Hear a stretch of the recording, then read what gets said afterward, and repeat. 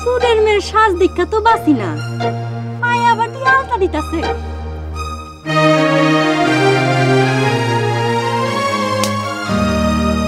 সারাদিন কাজ নাই কাম নাই, শুধু সাজ সাজ সাজ। এই সুরের মাইয়া, তুই যাস কই?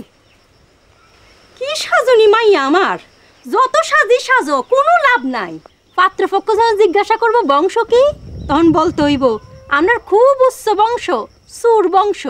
মা, আমরা কি সুর বংশ?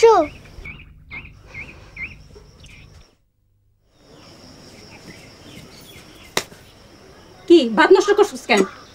জানোস একটা দানা কয়জন ফেরেশতা বানায়? 70 জন, 70 জন। খা।